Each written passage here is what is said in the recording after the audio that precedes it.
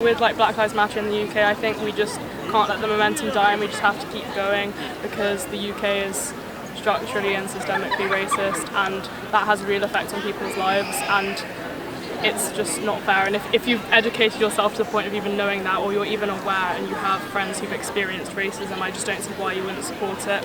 And I just because like someone like me has white privilege doesn't mean that I should just be like, well, I'm fine, because it's not just about you and it's just simply like it's just unjust, so I don't really get it. And once you start to think about white privilege, you'll realise just in the same way you haven't chosen to be white, people of colour haven't chosen to be people of colour, and they also haven't chosen to be subject to like oppression and systemic racism, but they have to face it every day. So the least you could do is use your privilege to help out and speak out, because at the end of the day, like that would be a better world for everyone.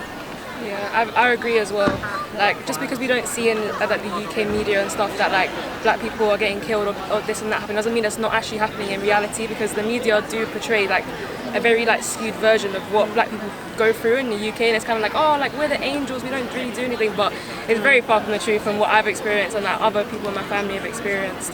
But yeah, I just feel like we need to carry on, like just not seeing Black Lives Matter as a trend, because for some it's like it's not a trend for me, it's not a trend for other black people, it's like people's lives, so you need to just keep on pushing and hopefully like laws and stuff get put into place. But yeah, also I feel like I didn't really realise until now how like biased the media is, because like the way that the media like is so biased, it really can change people's views, because like I noticed we went to one of the protests and we noticed that like when we were there it was fine, like no one was violent, it was very peaceful, and like there was quite a nice atmosphere, and when I went home and watched the news coverage about it, there was like a different story. it was a completely different protest to the one I went to. Yeah. Like it was people were saying like, you know, there was so much violence like towards police when I didn't see any of that.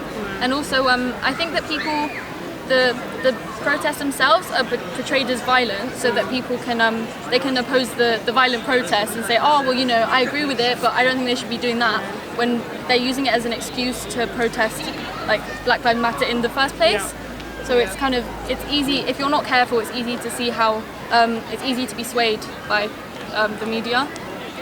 In the news there was quite a bit about them taking down the statue. Yeah, there was like in Bristol, like the statue of the slave owner. Like how was that even up? Exactly. The fact that was there just shows how racist we are as a country. Like and people were arguing with the fact that they took it down by force, saying that they should have done it legally. But they had tried. They tried to take it down. Yeah, they tried so hard to get it taken down in like a legal way, but no one listened. So when they took it down by force, then that's when they have an argument with it. So it's like any little thing that's like they can have a go at, they'll exactly. They will.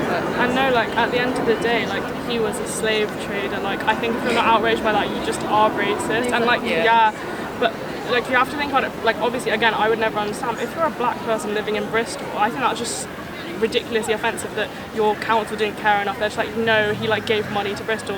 And I think like we can't forget history. Like the statue should be put in a museum where you can go and learn about like the truth and the fact that Bristol and its buildings were literally built off money from the slave trade, like built off the backs of slavery. So I think one thing is like, or people are like, oh, you're trying to erase history, but it's like, no, because to have a statue up is to like commemorate someone and say they're worth commemorating and what they did was good. But I don't think a slave trader is someone worth commemorating like that, you know? That's an honour.